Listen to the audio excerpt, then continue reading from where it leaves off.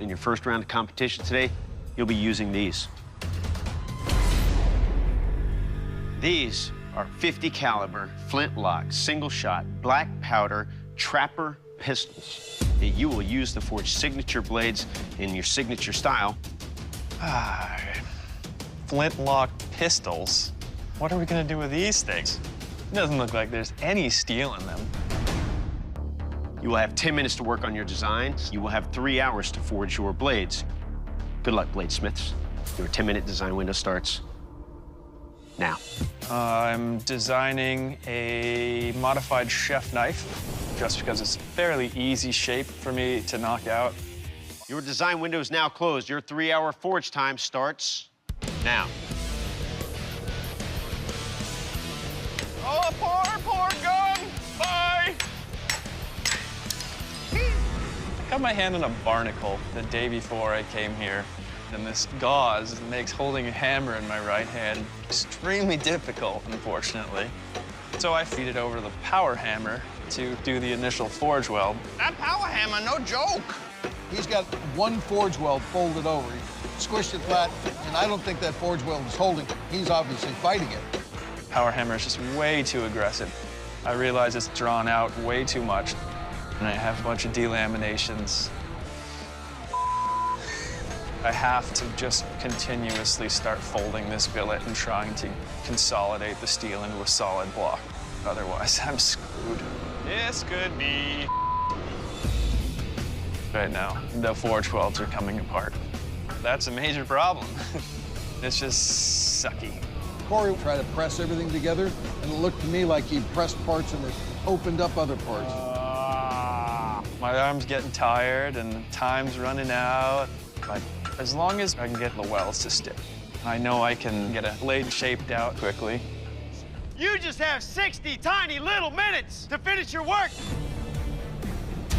This 4140 is not gonna get as hard as he thinks he might be able to get.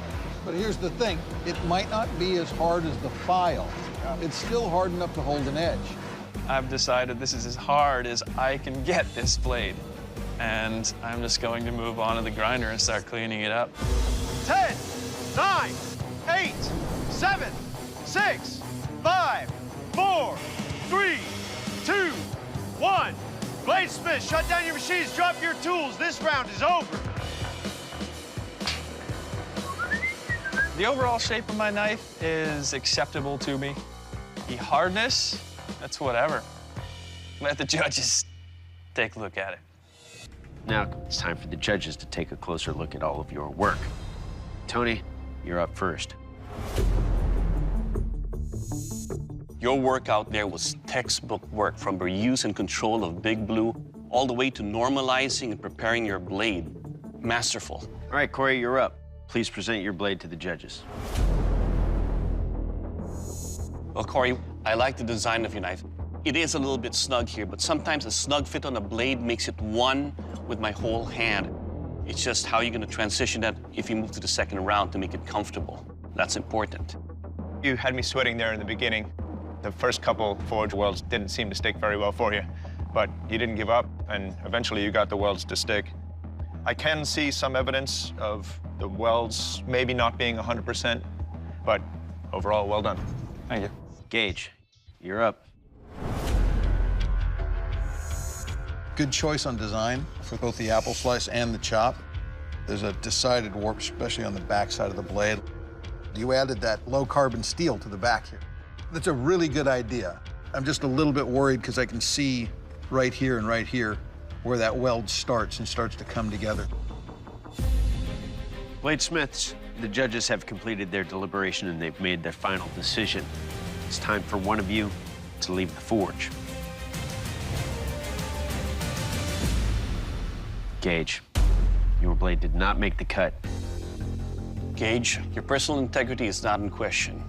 The structural integrity of your blade is. The junction where your tang meets the blade has a crack and delam on it. For that reason, we're letting you go.